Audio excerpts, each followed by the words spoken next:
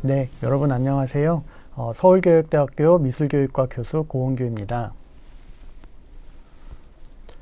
네, 오늘 이번 강의에서는 북한의 미술 그리고 미술교육이 어떻게 차이가 있는지 그리고 어떻게 전개되어 왔는지 그 차이점을 좀 살펴보고 우리가 앞으로 통일시대를 맞이해서 미술교육으로서 어떻게 우리가 통일을 완성시켜 나가고 서로를 이해해 나갈지에 대해서 한번 생각해보는 그런 시간을 가져보도록 하겠습니다.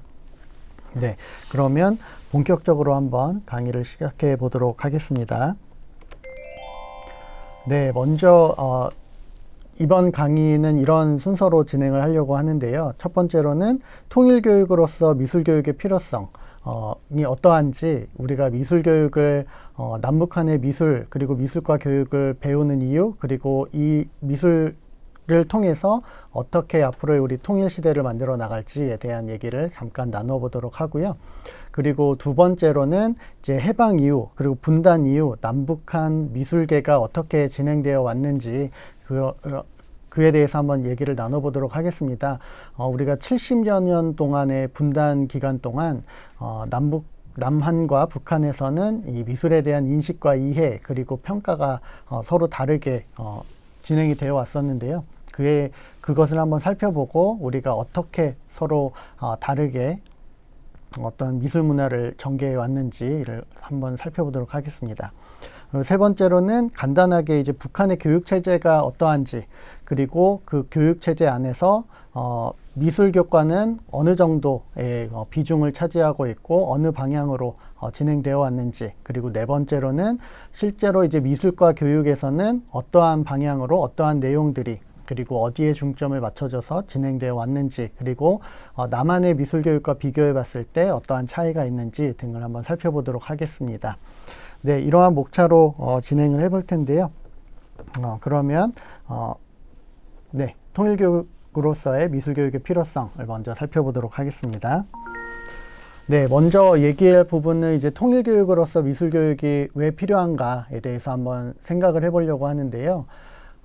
여러분들 아마 그런 얘기를 들어봤는지 모르겠습니다. 그 미술을 비롯한 예술 활동은 뭐 만국의 공통어다, 뭐 이런 얘기를 흔히들 하는데요. 그만큼 미술을 포함하는 예술 활동은 인종이나 사회나 문화 뭐 이런 것들을 떠나서 인간이라면 누구나 기본적으로 가지고 있는 그냥 자기 표현의 어떤 활동이라는 측면에서 언어의 어떤 장벽을 뛰어넘는 인간의 기본적인 표현 활동이기 때문에 만국의 공통어다라고 얘기를 하는 것으로 생각할 수가 있습니다. 여러분들 아마 그 사회의 어떤 그 사회의 반목에 있거나 아니면 어떤 국가들끼리의 어떤 냉전 시기를 조금 누그러뜨리기 위해서 항상 제일 먼저 진행되는 활동이 문화 교류인데요. 여러분들 아마 우리 남북 정상회담이나 이런 것들을 보아도 문화 행사라거나 뭐 공연이라거나 전시회 이런 것들이 가장 먼저 선행돼서 이루어지는 것을 본 적이 있을 텐데, 그게 바로 이 미술을 비롯한 예술 활동이라는 것이 서로서로의 어떤 공감대나 정서적인 유대감을 넓히는데 굉장히 유용한 도구이기 때문이 아닐까 이렇게 생각해 볼 수가 있겠습니다. 자, 그럼에도 불구하고 우리나라, 그러니까 대한민국과 북한은 70여 년간 분단을 해왔었잖아요. 그렇기 때문에 서로서로의 어떤 문화적인 이질성이나 사고의 어떤 차이라거나 이런 것들이 상당히 좀 많이 진행이 되어 왔는데요. 제가 여기서 여러분들께 문제를 하나 줄 텐데 여러분들 한번 맞춰보면 좋겠습니다. 우리가 똑같은 어떤 사물이나 현상을 어떻게 다르게 보는지, 어떻게 다른 용어로 보는지를 한번 살펴보려고 하는데요. 자, 첫 번째로 남한에서는 화판이라는 말을 쓰잖아요. 여러분들 아마 그림을 그리거나 할 때 화판에다가 도화지나 캔버스 이런 것들을 놓고 그림을 그렸던 뭐 경험이 있을 겁니다. 그래서 우리는 화판이라고 부르는데 북한에서는 이 화판이라는 말을 그림판이라고 부른다고 합니다. 네, 화판, 그림판, 뭐 이 정도 어떤 그 언어적인 차이 정도는 여러분들 크게 이질감 없이 아마 받아들일 수 있을 것 같은데요. 그러면 다음 용어를 한번 볼까요? 남한에서는 팔레트라는 용어를 씁니다. 그러니까 여러분들 물감을 짜거나 물감을 이렇게 섞거나 하는 그 도구가, 그 판이 도구가 바로 이제 팔레트이잖아요. 북한에서는 이 팔레트를 뭐라고 부를까 살펴봤더니 겔판이라고 부른다고 합니다. 네, 겔판이라는 말을 들으면 여러분 어떤 생각이 먼저 드실 것 같으세요? 네, 아마 많은 사람들이, 그러니까 이제 북한에서 온 사람들과 우리가 얘기를 나눌 때 그 사람들이 갑자기 겔판이라는 용어를 쓸 때 우리는 그것을 쉽게 팔레트라는 용어로 연상시키기는 힘들 것 같은데요. 네, 그리고 또 하나 한번 살펴보도록 할까요? 세 번째로 여러분, 우리는 이젤이라는 말을 쓰잖아요. 그러니까 화판을 놓는 그 대가 바로 이젤이 되겠죠. 그런데 그 북한에서는 이 이젤을 그림 버티개라는 용어로 쓴다고 합니다. 그리고 또 하나만 한 번 더 해볼까요? 색상이라는 용어를 저희는 쓰는데 북한에서는 이 색상이라는 용어를 색모습이라고 하는 용어로 쓴다고 합니다. 사실 다른 말도 아니고 똑같은 개념의 똑같은 어떤 그 사물이나 어떤 개념을 얘기를 하는 것인데도 우리가 그동안 다른 어떤 문화적인 차이를 가지는 어떤 그 정치 체제 안에서 살아가다가 보니까 이러한 차이들이 나타나게 되고, 그래서 우리가 한민족으로서 같은 전통과 같은 역사 그리고 같은 어떤 문화적 배경을 지닌 사람이지만, 같은 민족이지만 사실은 그동안 우리가 알게 모르게 상당히 문화적으로 차이를 가지게 되는 그러한 모습도 가지지 않았나, 이런 것들을 좀 뭐랄까요, 조금 더 긍정적으로 서로가 우리가 정서적으로 유대할 수 있는 그러한 역할을 할 수 있는 것이 미술교육이 아닐까, 이런 생각을 한번 해봤습니다. 남북한이 아까 이제 미술의 개념적 그리고 용어적 차이와 더불어서 남북한의 예술의 개념에 있어서는 또 어떤 차이가 있는지를 한번 살펴보면요. 남한에서의 문화 개념은 인간의 상을 실현해가는 정신활동과 생활 양식을 총칭하며 문화예술이라는 용어로 부른다고 여기 나와 있습니다. 여러분들, 우리는 문화예술 하는 거 굉장히 흔히 많이 쓰는 용어잖아요. 그래서 문화예술이라고 하면 어떤 문화예술에 해당하는 다양한 어떤 영역이나 활동들, 행위들, 그런 것들을 다 문화예술로 총칭해서 부르는 것이지라고 생각을 하는데, 이 문화예술이라는 개념 또한 북한에서는 또 다른 용어로 쓰고 있습니다. 북한에서는 이러한 전체 예술을 지칭할 때 문학예술이라는 용어를 사용한다고 합니다. 우리는 문화예술이라고 부르는 것을 북한에서는 문학예술이라고 부르는 것이죠. 그러니까 이 여기 문학예술에는 문학, 미술, 음악, 연극, 가극, 영화 등의 모든 장르가 포함되는데, 우리가 문화예술이라고 부르는 바로 이 개념이 북한에서는 또 문학예술이라고 부른다는 것이죠. 우리가 상당히 많은 어떤 그 배경과 역사를 공유를 하지만 또 그동안의 분단 시대에 우리가 가졌던 다른 어떤 삶의 궤적에 의해서 이러한 또 차이도 가지게 되고, 이러한 차이가 더 심화되게 되면 물리적으로 통일을 한다 해도 우리가 정서적으로 같이 유대감을 가지는 하나의 어떤 그 민족으로서의 뭐랄까요, 어떤 동료로서의 문화권의 같은 구성원으로서의 그러한 유대감을 갖기는 쉽지 않기 때문에 서로의 어떤 문화적 차이를 인정하고 그리고 이해하고 그것을 알아나가는 과정이 필요하지 않을까라는 생각이 듭니다. 자, 여기 카드뉴스를 제가 한번 가져와 봤는데요. 이 카드뉴스의 제목이 북한 아이들이 즐기는 대중문화라고 하는 것입니다. 여기서 보시면 북한에서 온 친구 김유성이라고 하는 아이가 북한의 대중문화에 대해서 이제 소개를 하는 그러한 형식으로 구성된 카드뉴스인데요. 네, 그러면 우리가 이 카드뉴스를 한번 보면서 어떠한 이질감 그리고 또 어떠한 동질성을 가지고 있는지 한번 살펴보도록 하겠습니다. 네, 그러면 카드뉴스를 한번 볼까요? 네, 유성이가 북한에서 북한 아이들이 즐기는 대중문화를 소개를 하고 있는데요. 먼저 이 얘기를 하고 있습니다.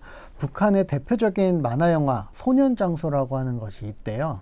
우리한테는 굉장히 생소하기 전혀 들어본 적이 없는 그러한 만화 영화인데요. 북한 아이들에게는 굉장히 인기가 있는 만화 영화라고 합니다. 우리가 이 만화 영화를 보면 어떤 느낌이 들지 상당히 궁금하긴 한데, 우리의 문화권에서의 만화 영화와는 굉장히 많이 다르지 않을까라는 생각이 듭니다. 소년장수라고 하는 만화 영화가 인기가 너무 많아서 모바일 게임으로 출시가 되기도 했다고 해요. 그래서 뭐 2015년도 모바일 게임으로 출시되어서 북한의 아이들이 굉장히 좋아한다고 하고요. 이 남한에서는 걸그룹, 보이그룹, 네, 이렇게 어떤 대중문화 그런 그 가수들, 그룹들이 유행을 하잖아요. 그것과 마찬가지로 북한에서도 이러한 대중문화 걸그룹들이 있는데 바로 이 모란봉 악단이라고 하는 것이 매우 유명하다고 합니다. 여러분들 아마 우리 남북 정상회담 할 때 남한의 공연단과 북한의 공연단이 서로 어떤 공연을 주고받을 때 이러한 그 공연의 모습들을 본 적이 있을 텐데요. 남한의 걸그룹에 해당하는 북한의 어떤 그 걸그룹이 바로 이런 모란봉 악단 이런 것들이 있다고 합니다. 우리가 볼 때는 굉장히 이제 이질적으로 보이고 저런 게 걸그룹이야? 라는 생각이 들게 되기도 하는데요. 이러한 차이가 있다는 것이죠. 자, 북한에 이런 모란봉 악단이 있다면 남한에는 네모가 있다라고 하면서 유성이가 뭐 이런 얘기를 소개를 하기도 하면서 남한의 어떤 그 얘기를 물어보기도 하는데요. 자, 이런 얘기를 한다고 합니다. 북한 청소년들 사이에는 암호가 하나가 있는데 너 방탄배낭 매봤니? 라고 하는 암호가 있대요. 방탄배낭이라고, 그러니까 실제로 방탄배낭이 아니라 방탄배낭이라고 하는 암호를 써서 무언가를 지칭한다는 얘기죠. 이게 뭘까요? 여러분들 한번 상상을 해보시겠어요? 네, 아마 대부분 짐작을 했을 텐데 북한에서 즐기는 남한의 대중문화 중에 BTS, 뭐 최근에도 굉장히 많은 인기가 있는 방탄소년단을 북한에서는 방탄배낭이라고 하는 암호를 써서 얘기를 한다고 합니다. 그러니까 남한의 문화를 대중문화를 대놓고 즐길 수는 없는 그런 사회이기 때문에 이것을 은어로 그리고 암호로 만들어서 방탄배낭이라고 부르고 너 방탄배낭 매놨니? 라고 얘기를 하는 것은 너 BTS 들어봤니? 라고 하는 것이겠죠. 이러한 방탄배낭을 좋아하는 북한 청소년들 또한 방탄배낭을 좋아한다고 합니다. 그리고 북한에서 인기 있는 남한 예능도 있다고 해요. 북한에서 인기가 있는 예능 프로그램 2개를 이제 이 유성이가 소개를 해주고 있는데요. 첫 번째가 이제 여러분들 아마 이걸 읽어보시면 대충 감이 오실 거예요. 나는 자연인이다라고 하는 프로그램 있잖아요. 나는 자연인이다와 그리고 이거는 어떤 프로그램이냐면 1박 2일 프로그램입니다. 나는 자연인이다와 1박 2일이라고 하는 그런 프로그램은 남한에서도 우리의 문화권에서도 굉장히 인기가 있는 프로그램이잖아요. 그런데 이게 똑같이 북한에서도 북한 청소년들이 굉장히 좋아하는 프로그램 중에 하나다라고 얘기를 하고 있는 것이죠. 네, 이렇게 봤을 때 북한의 청소년들과 남한의 청소년들은 서로 다른 어떤 그 생활 환경과 그리고 문화적 배경에서 비롯해서 굉장히 다른 어떤 그 서로의 어떤 문화적인 배경을 가지고는 있긴 하지만 그렇지만 같은 민족과 같은 언어를 공유하는 민족으로서 방탄소년단 1박 2일 혹은 나는 자연이다와 같은 그러한 문화 프로그램 대중문화 예술 또한 서로 공유할 수 있는 또 동질성도 가지고 있는 그러한 특징을 가지고 있다라고 볼 수가 있겠다라는 거죠. 그래서 미술 교육과 같은 그러니까 미술 교육과 같은 이러한 그 예술 분야가 바로 서로의 차이의 간격을 점점점 좁혀줄 수 있는 그러한 어떤 매체가 아닐까 뭐 이렇게 생각을 해서 앞으로 통일교육으로서 미술교육은 이런 측면에서 역할과 기능을 해야 될 것 같다라고 생각을 하는 그런 얘기를 전해주고 싶었습니다. 네, 여기를 한번 읽어보시면 단순한 영토의 물리적 통일이 아닌 이념, 사회, 문화적 통일을 통해 민족 동질성 회복이 필요하기 때문이다 라고 정리를 해볼 수가 있겠는데요.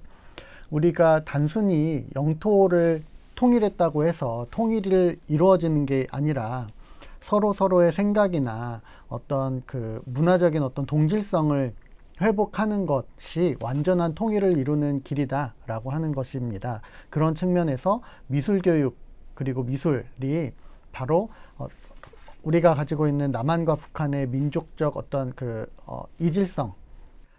이질성을 극복하고 그리고 민족 동질성을 회복하게 할 수 있는 아주 적절한 매체가 아닐까라는 생각을 하면서 미술 교육이 중요한 것이 아닐까라는 생각을 해봤습니다.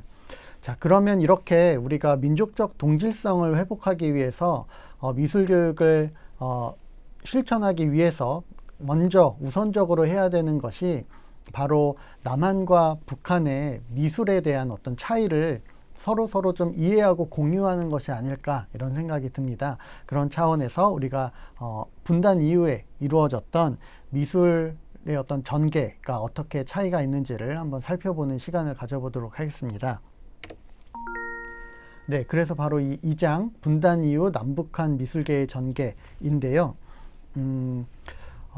분단 이후에 남한과 북한이 미술이 이제 서로 다른 추구점을 가지고 진행이 되면서 우리가 미술을 이해하는 그러한 관점이나 어떤 해석의 방식이 서로 다른 그러한 어떤 이질성을 가지게 되었는데요.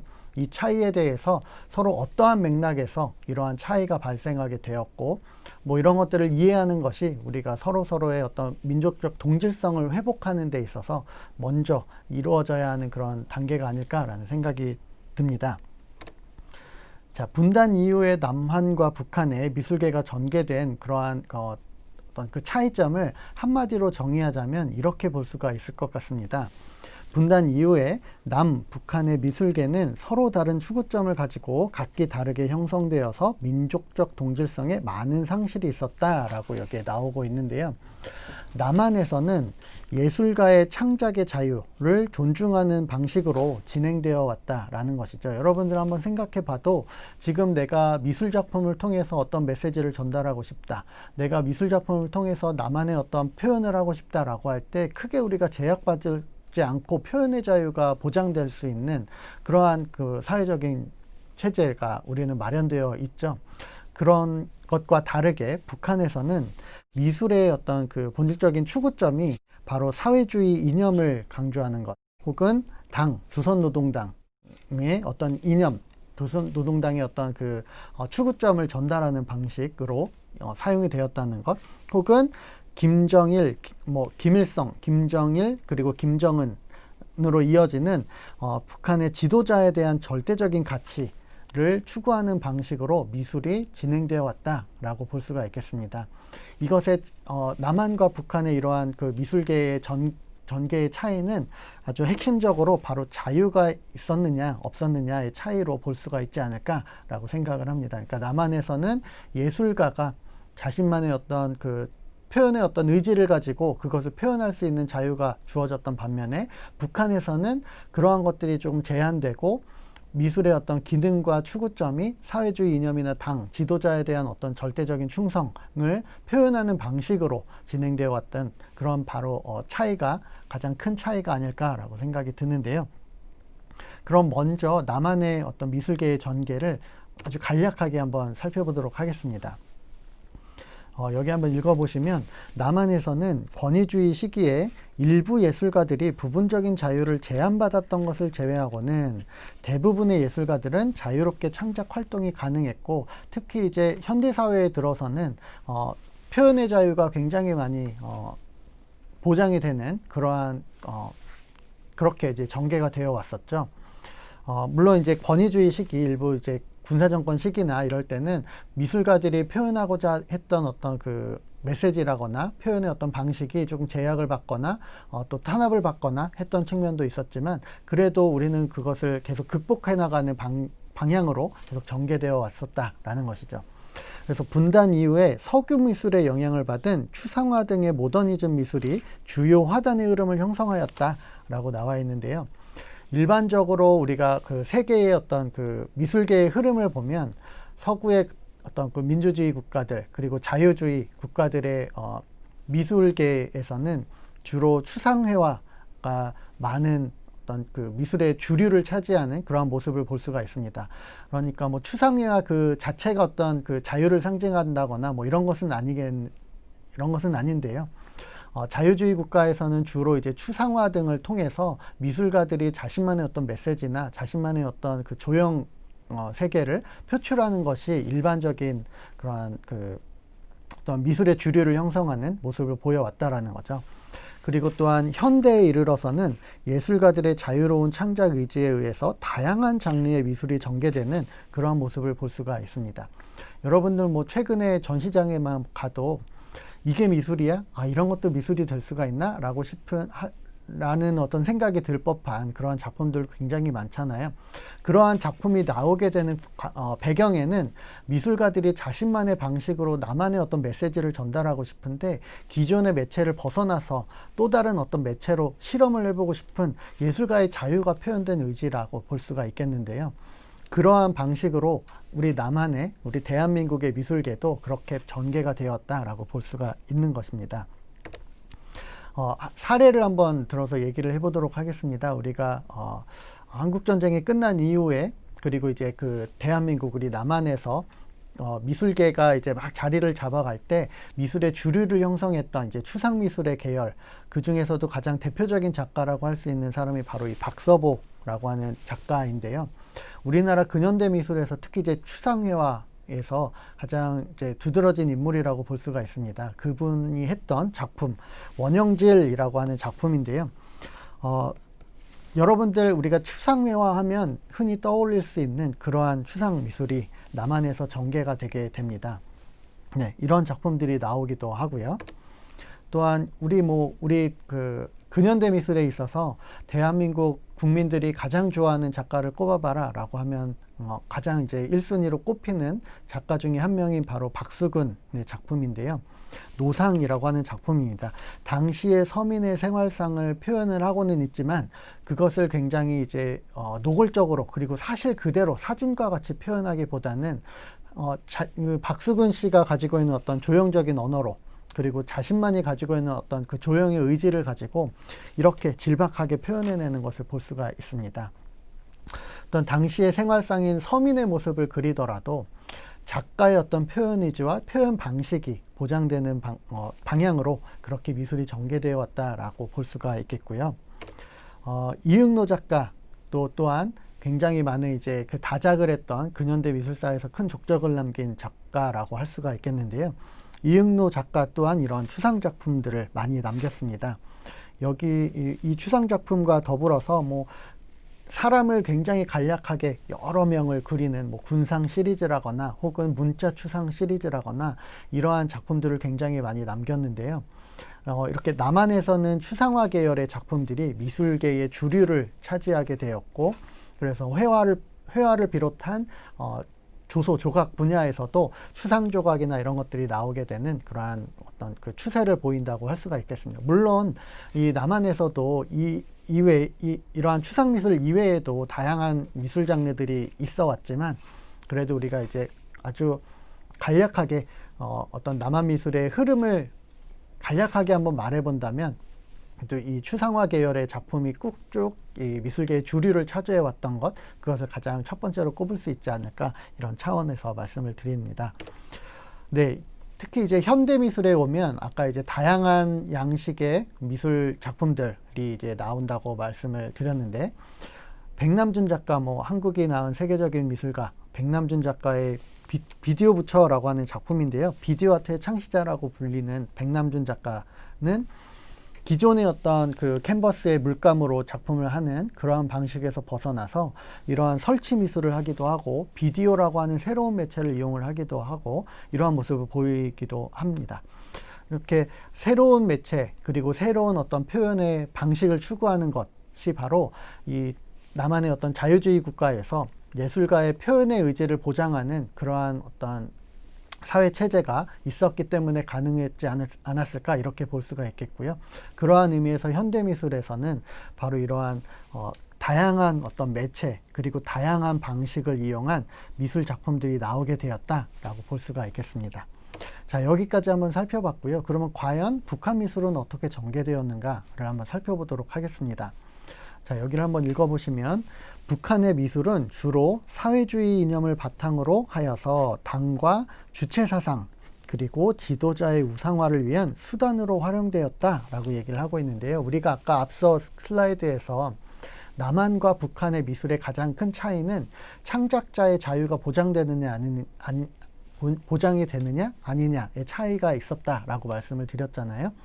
남한에서는 창작자, 그 개인의 표현 의지가 굉장히 중요했던 반면에 북한의 미술에서는 그 미술 작품이 사회주의 이념을 바탕으로 하고 있느냐, 혹은 당과 주체 사상에 부합하느냐, 그리고 지도자를 우상화하는 데 있어서 그 역할을 잘 하고 있느냐, 아니냐, 하고 있느냐, 않느냐가 굉장히 중요한 미술을 파악하고 미술을 이해하는 데 중요한 이제 그 어떤 방점이 찍히는 그러한 요소라고 볼 수가 있겠다라고 할 수가 있겠습니다. 여기 한번 또 보시면 북한 미술, 그래서 회화는 크게 두 가지 영역으로 나뉜다고 합니다. 첫 번째로는 일반화라고 하는 건데요. 그냥 우리가 미술을 하면 떠올리는 풍경화나 정물화 이런 것들이 이제 일반화에 속하는 그림이고요. 주제화라고 하는 게 있다고 하는데요. 주제화는 바로 선전화 혹은 기념 속사화라고 하는 것들이 이제 포함되는 장르를 주제화라고 얘기를 합니다. 그런데 바로 이 선전화라고 하는 것이 바로 사회주의 이념으로 바탕으로 해서 당과 주체 사상, 지도자의 우상화 이런 것들을 국민들에게 혹은 백성들에게 혹은 서민들에게 그 메시지를 전달하고 그러므로 해서 사람들에게 이념을 전달하기 위한 그런 작품이라고 볼 수가 있겠는데요.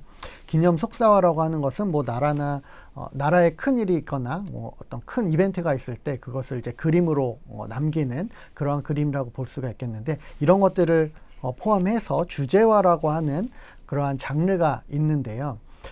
이 두 개의 장르 중에서 특히 북한 미술에서는 전람회의 수상작이나 대표작의 60%나 70%에 해당하는 것이 바로 주제화 계열의 작품들이라고 합니다. 그러니까 북한에서도 다양한 미술 작품이 그려지기는 하지만, 그래서 일반화 계열에서 뭐 풍경화나 정물화 이런 것들도 그려지긴 하지만 가장 주류를 형성했던 것은 바로 주제화였다는 것을 볼 수가 있습니다.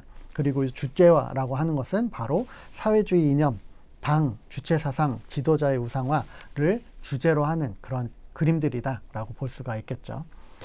그리고 분단 이후 소련의 사회주의적 사실주의 미술을 선진 미술 문화로 본받았으며 이후 주체 사상, 김일성 및 김정일에 대한 영웅적 묘사를 하는 작품들이 제작되었다라고 정리가 되어 있는데요. 여기서 말하는 사회주의적 사실주의가 우리가 아까 봤던 남한의 서구 사회의 추상화 계열과 대비를 이루는 그러한 장르라고 볼 수가 있겠습니다.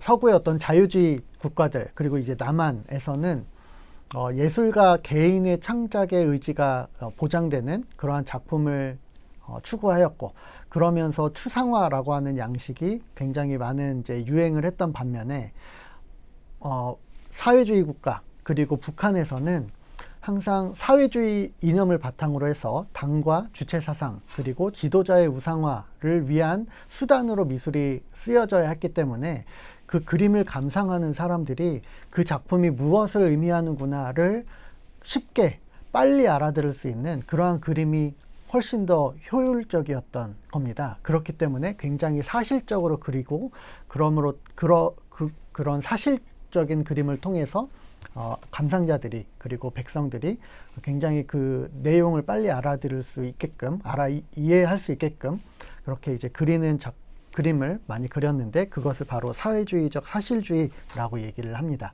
바로 북한의 미술은 바로 이러한 사회주의적 사실주의 위에 바로 북한이 가지고 있는 독특한 주체 사상, 그리고 통치자에 대한 어떤 우상화, 영웅적 묘사 이런 것들이 곁들여지는 방식으로 미술이 전개되어 왔다라고 이해를 할 수가 있겠습니다.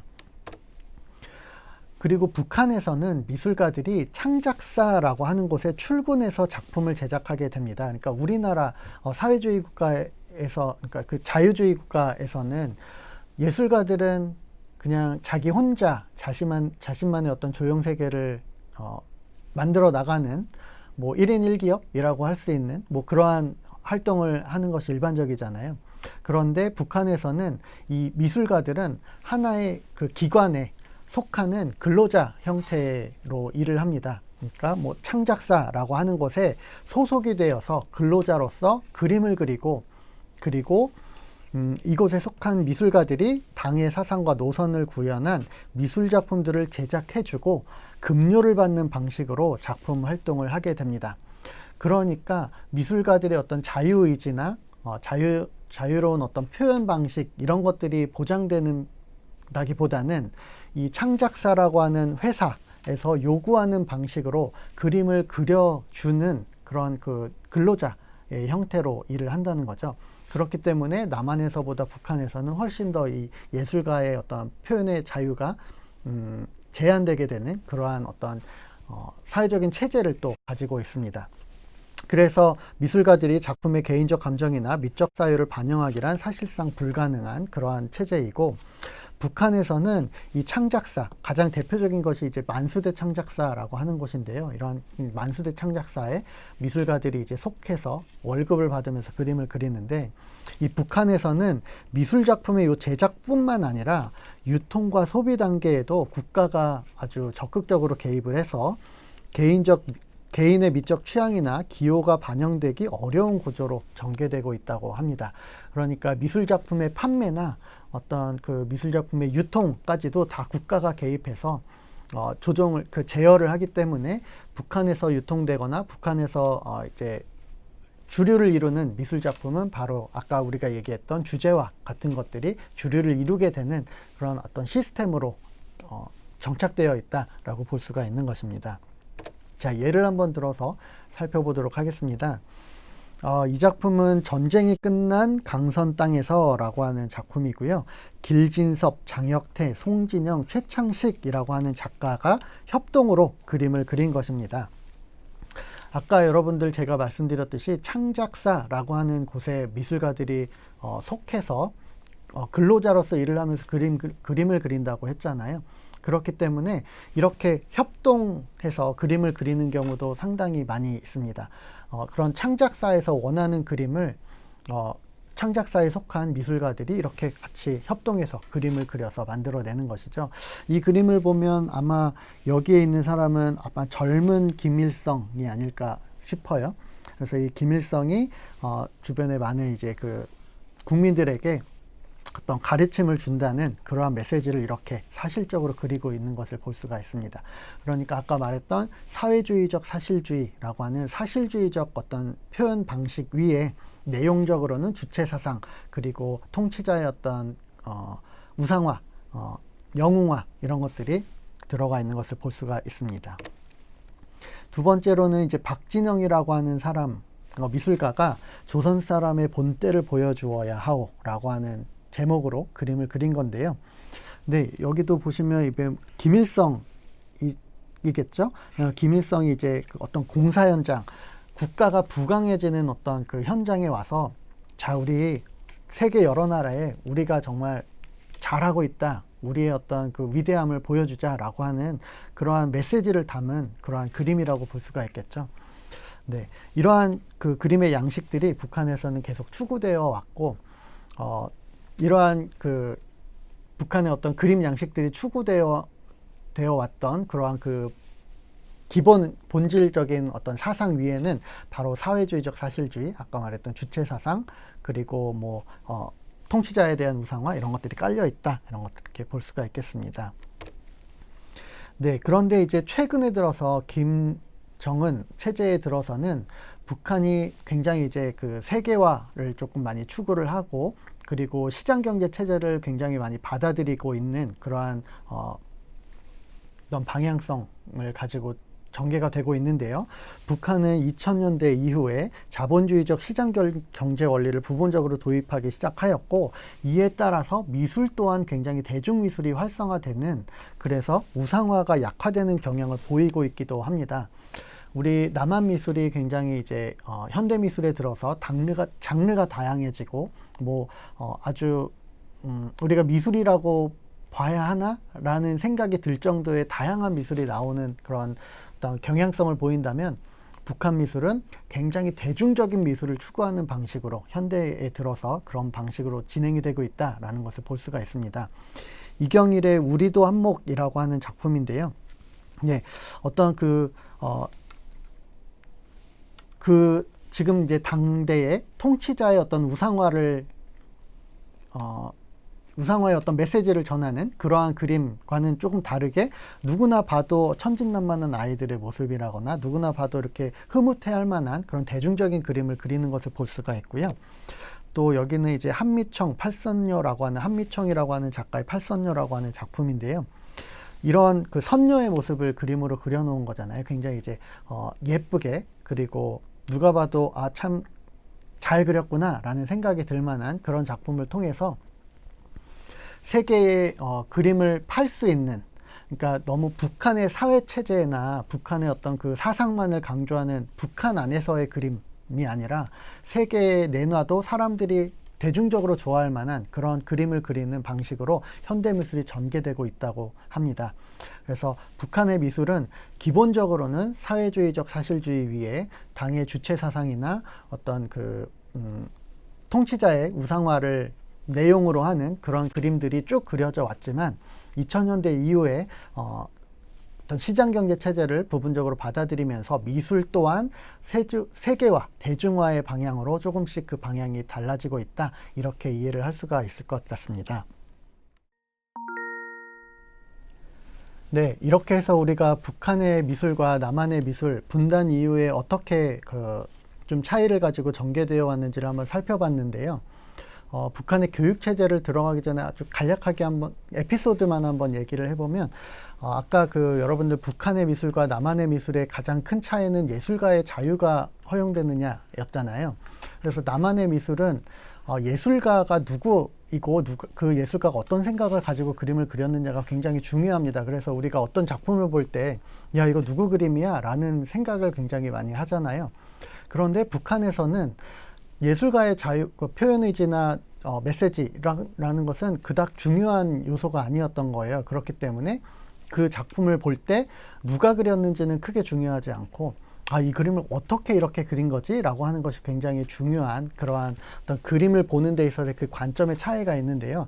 실제로 우리 김정은 국가주석과 북한의 주석과 그리고 이제 우리의 문재인 대통령이 정상회담을 할 때 판문점에서 만났잖아요. 그런데 그 판문점에 그림, 우리나라 민정기 작가라고 하는 작가의 북한산 그림이 뒤에 있었어요. 그런데 그 작품을 보면서 김정은 국가주석이 제일 먼저 물어보는 게, 이 그림 참 멋있는데 이거 무슨 기법으로 그린 그림인가요? 라고 물어봤다라고 합니다. 우리 같으면 그림이 굉장히 멋있을 때, 야, 이거 누구 작품인가요? 라고 물어볼 텐데, 북한에서 김정은 주석은 바로 이거는 무슨 기법으로 그린 그림인가요? 라고 먼저 물어봤다라는 거죠. 그만큼 북한에서 남한에서 미술 작품을 바라보는 관점이 조금 차이가 있다, 이렇게 볼 수가 있겠습니다. 자, 이러한 차이, 미술의 어떤 문화적인 차이도 있겠지만 교육에서 미술의 교육이 어떻게 진행되어 왔는지에 따라서도 이러한 관점의 차이가 있어 왔을 텐데요. 북한의 미술과 교육을 짚고 넘어가기 전에 먼저 북한의 교육 체제가 전체적으로 어떻게 되어 있는지를 한번 살펴보고 넘어가 보도록 하겠습니다. 네, 북한의 교육 체제인데요. 여기 한번 보시면 북한 교육의 이념적 지향은 주체 사상에 기초한 사회주의 교육이다 라고 정리가 되어 있는데요. 미술에서와 마찬가지로 북한에서의 교육 또한 가장 큰 지향점은, 추구점은 바로 사회주의 교육입니다. 그래서 북한의 교육제도는 문맹타파를 비롯해서 사회주의를 확립하고 체제 유지에 필요한 인재 양성에 목적을 두고 운영되어 왔다라고 정리를 할 수가 있다고 합니다.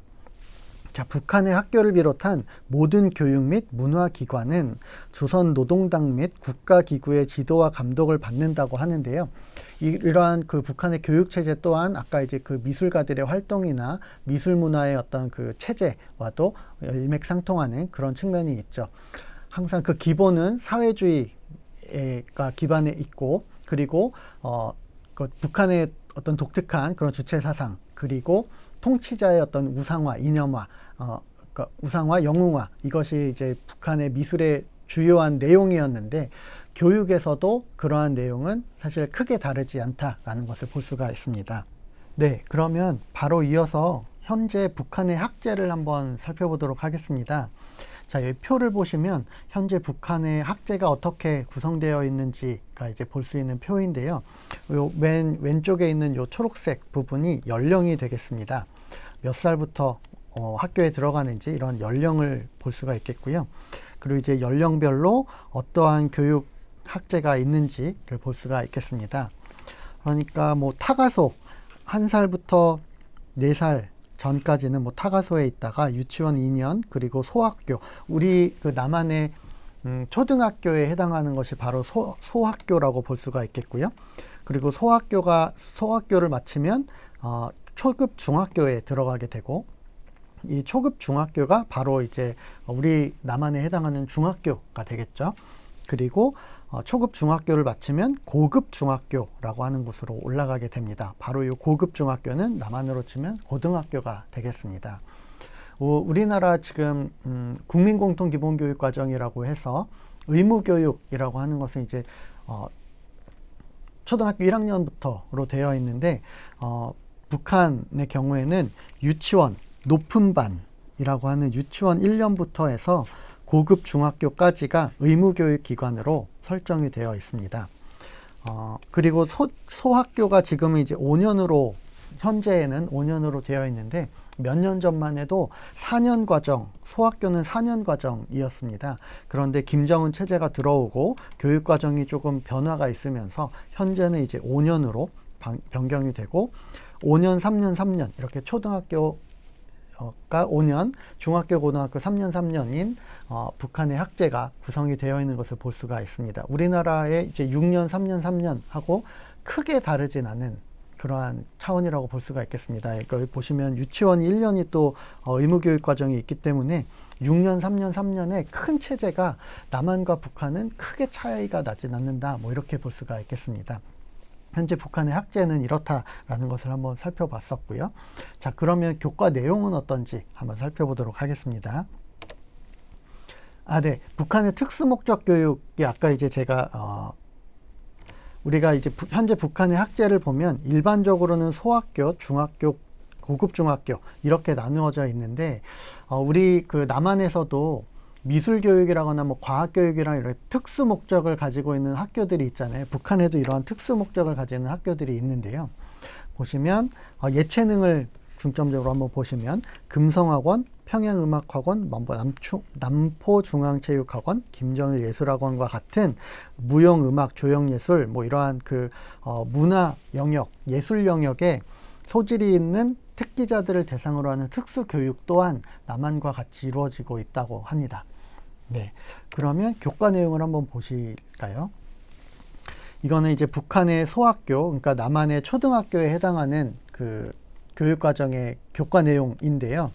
아까 이제 북한의 교육의 체제, 그리고 북한의 교육의 추구 방향은 바로 사회주의에 있다라고 말씀을 드렸잖아요. 그리고 사회주의 위에 뭐 주체 사상과 그리고 통치자에 대한 어떤 우상화, 뭐 이런 것들이 있다고 얘기를 했는데요.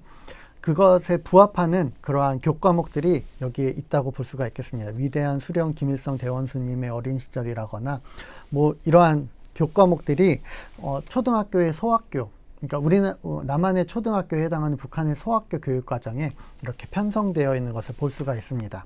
그 외에는 뭐 도덕이라거나 수학, 국어 이런 것들이 이제 편성되어 있고, 자, 우리가 미술이라고 부르는 미술 교과는 소학교에서 도화공작이라고 부르는 것을 볼 수가 있습니다. 아까 우리가 이제 미술 용어를 다르게 부르는 것을 한번 살펴봤었는데요. 여기 교육과정에서도 남한에서는 미술이라고 그 교과목을 부르지만 북한에서는 도화공작이라고 하는 말로 부르는 것을 볼 수가 있습니다. 사실은 해방 이후에 우리가 일제강점기 때부터 미술교과를 부르는 용어가 도화공작이라고 하는 용어가 있었거든요. 그런데 그 이후에 이제 남한에서는 미국의 교육과정이 이제 이식되는 과정에서 미술이라는 교과목을 많이 썼는데, 교과목 명을 쓰기 시작했는데, 북한에서는 아직도 도화공작이라는 이러한 용어를 쓰고 있는 것을 볼 수가 있습니다. 뭐 1학년부터 5학년까지의 수업 시수는 이렇게 편성되어 있다라는 것을 볼 수가 있겠고요. 자, 북한의 이제 소학교, 우리나라의 그러니까 남한의 초등학교에 해당하는 미술 교과는 도화공작이라고 부르는데, 북한의 초급 중학교, 그러니까 우리 남한의 중학교에 해당하는 교육과정에 가면 다시 미술이라는 용어를 또 쓰고 있는 것을 볼 수가 있습니다. 이것 또한 또 재밌는 것 같습니다. 그러니까 북한의 소학교에서는 도화공작이라고 부르고 중학교에 올라가면 그 과목을 이제 미술이라고 부르는데, 왜 이렇게 부르게 되는지는 사실은 조금 더 연구가 필요한 부분이긴 하지만 아마도 그런 부분이지 않을까라는 생각이 드는 것이, 아까 이제 미술의 전개 과정에서도 얘기를 잠깐 했듯이 미술에서의 자유의지, 예술가의 표현의지, 그러니까 무엇을 어떻게 그릴까에 대한 어떤 그 메시지, 작가의 뭐 창작자의 메시지나 의도는 그닥 중요하지 않다고 얘기를 했잖아요. 기술과 어떻게 그려내는지가 굉장히 중요한데, 그런 차원에서 소학교 때부터 도화공작이라고 하는 용어를 가지고 미술을 어떻게 하면 잘 그려낼 수 있는가에 대한 어떤 그 중점에 맞춘 그러한 교육을 하기 때문에 도화공작이라는 용어를 먼저 쓰고 중학교에 올라와서 미술이라는 용어를 쓰지 않을까라는 생각을 할 수가 있을 것 같습니다. 자, 우리의 고등학교에 해당하는 고급 중학교 과정에 가면 음악과 미술 그리고 무용에 해당하는 그러한 영역들을 합쳐서 여기 예술이라는 교과로 빼고 있습니다. 자, 점점점 이렇게 이제 종합해가는 그러한 교육과정을 볼 수가 있습니다. 네, 이렇게 간단하게 북한의 교육 체제를 한번 살펴봤는데요. 자, 그러면 구체적으로 북한의 미술과에서는 어떻게 교육을 해왔는지를 한번 살펴보도록 하겠습니다. 네, 북한의 미술교육은 여기를 한번 살펴보시면, 북한의 미술교육은 아동들로 하여금 노동을 사랑하도록 하고 공산주의적 태도를 갖출 수 있도록 하며, 나아가 공산주의 사회 건설에 이바지할 수 있는 인간으로 양성하기 위한 방향으로 진행되어 왔다라고 얘기를 하고 있는데요. 아까 그 교육의 목적과도 부합하게 미술교육은 사회주의 그리고 공산주의 그리고 북한 체제에 이바지할 수 있는 인재를 만들어내는 방식으로 미술교육이 진행되었다는 것을 볼 수가 있습니다. 반면에 남한에서는 아동들의 다양한 미술활동을 통해서 표현 및 감상 능력을 기르고 창의성을 개발하며 신미적 태도를 함양하는 것을 목적으로 한다라고 정리가 되어 있잖아요. 아까 미술계의 전개와도 맥락이 같다라고 볼 수가 있겠는데요. 남한에서는 뭔가 그림을 그리는 사람, 창작자의 어떤 그 생각과 메시지, 표현의 의지가 굉장히 중요했던 반면에 북한에서의 미술은 그게 별로 중요하지 않았던 것이죠. 그 사회 체제가 훨씬 더 중요하고, 그리고 통치자의 어떤 우상화가 훨씬 더 중요했었는데, 미술 교육 또한 이러한 방식으로 진행되어 왔다라는 것을 볼 수가 있겠습니다. 자, 그래서 북한 미술 교과서를 보면 주로 주위 사물의 모양이나 색채, 구조 등의 특징을 사실적으로 그릴 줄 아는 기법과 작품 속에서 사상성을 강조할 줄 아는 능력의 신장에 초점을 두었다라고 얘기를 하고 있는데요. 아까 우리가 미술의 전개 과정에서도 북한의 미술은 사회주의적 사실주의에 바탕을 두고 내용적으로는 주체 사상 그리고 어떤 그 통치자의 우상화에 그 초점을 두고 있었다라고 얘기를 하고 있었잖아요. 미술 교과서를 통해서 미술 교육 또한 사회주의적 사실주의와 같이 사실적으로 그림을 그릴 줄 아는 능력을 기르는 데 중점을 두었고, 내용적으로는 사상성을 강조할 줄 아는 능력의 신장에 초점을 두었다라는 것을 볼 수가 있습니다. 구체적으로 보면 도화공작은 크게 도화편과 공작편으로 나누어져 있는데, 북한의 미술교과서는 이 도화편인 그리기 영역에서는 그리는 순서 및 표현 방법을 자세하게 소개하고 있고요. 만들기 영역, 공작편에서는 제작 순서와 방법 및 전개도 제시를 통한 따라하기 방법을 굉장히 강조하고 있음을 볼 수가 있습니다.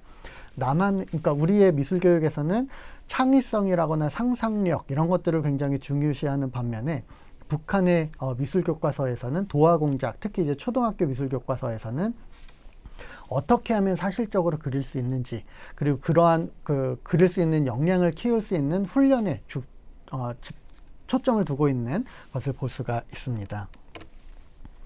네, 도화공작은 아까 살펴봤듯이 1학년부터 5학년까지인데요. 동일한 주제가 각 학년의 발달 단계에 따라서 점차 심화되고 있는 것을 볼 수가 있다고 합니다. 그러니까 아까 이제 그 어떻게 하면 그림을 잘 그릴 수 있는지에 대한 어떤 그 기술적인 연마, 이것이 가장 중요한 초점이라고 말씀을 드렸는데, 소학교 1, 2학년에서는 크레용을 재료로 기초적인 그리기 기능 훈련을 하다가 상위 학년이 되면 전통회화인 조선 수묵화의 그리기 기초 과정을 학습하는 그러한 단계로 이행이 되게 되고요. 북한에서는 조선화를 민족적 전통성을 가진 주체적인 미술로 교시하고 체계적 단계적으로 지도한다라는 내용도 있는데요. 그러니까 이제 북한에서는 북한의 어떤 그 정통성이나 주체성을 강조하기 위해서 조선화라고 하는, 우리가 이제 동양화라고 부르는, 한국화라고 부르는 그러한 어떤 그림의 장르 중에서도 특히 이제 수묵 채색에 해당하는 그러한 것들을 북한의 이제 정통성을 가지는 미술이다라고 해서 교과서에서 특히 이제 강조해서 가르치고 있는 그러한 특징이 있다고 합니다. 네, 그래서 북한의 이런 사생화 교육, 어떻게 하면 실제적으로 잘 그리는가, 뭐 그러한 교육이 이제 주를 이루었다고 계속 말씀을 드렸죠. 사물의 모양이나 색채를 사실적으로 묘사하는 능력 향상에 중점을 두는 그러한 관점으로 진행되어 온 것을 볼 수가 있습니다. 그래서 뭐 정물화와 풍경화에 있어서도 단계적으로 어떻게 그림을 그려야 하는지에 대한 내용들, 그리고 인물화 표현에 있어서도 그리는 순서를 단계적으로 제시한다거나 하는 그러한 방식으로 미술과 교육이 이루어졌다라는 것을 볼 수가 있습니다. 네, 그래서 계속 말씀드렸듯이 미술작품의 제작의 기법과 사상성을 강조하는 북한의 도화공작 교과서의 내용 구성은 북한 사회를 찬양하는 아름다운 감정과 사실적 묘사 능력을 지닌 공산주의형 인간 양성에 초점을 두었다라고 얘기를 할 수가 있는 거죠. 나만의 어떤 그 아이들의 창의성이나 상상력을 강조하는 그러한 맥락과는 차이가 있는 방식으로 진행이 되었다라고 볼 수가 있겠죠. 그래서 주체 사상 및 전쟁 관련 제재가 다수 수록되어 있고, 그리고 표현 제재는 사상성을 띈 것들이 빈번하게 제시되는 그러한 것들을 볼 수가 있다라는 겁니다. 자, 이렇게 한번 북한의 미술과 교육까지 한번 살펴봤는데요. 아까 남한의 미술의 전개와 북한의 미술의 전개가 보여줬던 차이와 같이 남한의 미술 교육과 북한의 미술 교육은 또 같은 맥락에서 또 그러한 차이를 보이고 있는 것을 볼 수가 있습니다. 자, 이러한 차이가 그동안 우리 70여 년 동안의 분단 기간 동안 굉장히 많은 어떤 민족적 동질성의 상실을 가져오게 됐는데요. 아까 말씀드렸듯이 미술을 비롯한 문화예술 영역은 굉장히 사람들의 어떤 정서적 공감을 이끌어낼 수 있는 좋은 매체다라고 말씀을 드렸잖아요.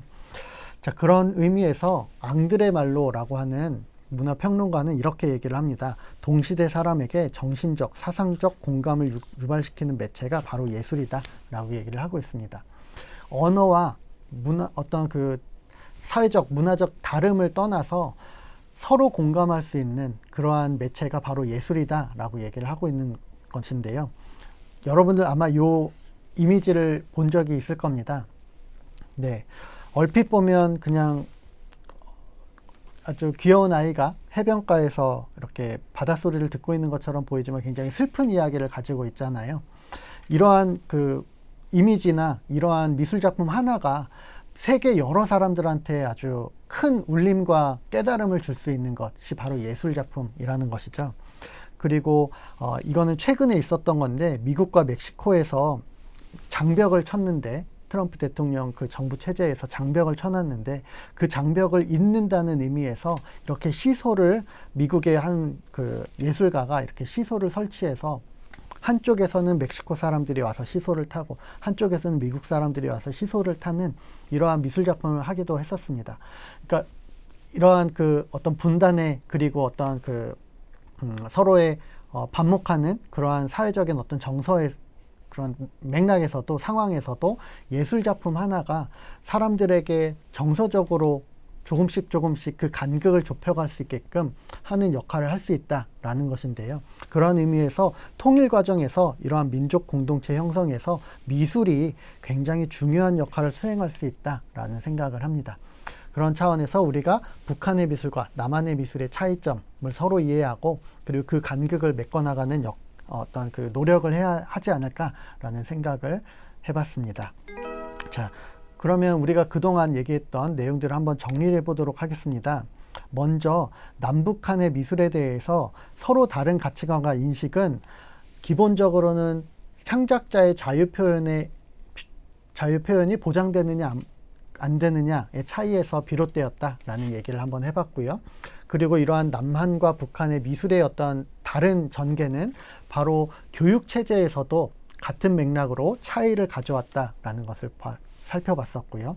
그리고 그러한 차이는 미술과 교육에서도 크게 다르지 않았고, 남한에서는 창의성 중심 그리고 상상력을 중시하는 그러한 교육을 중점을 두었지만, 북한에서는 사실성이나 사상교육이 중심이 되었다.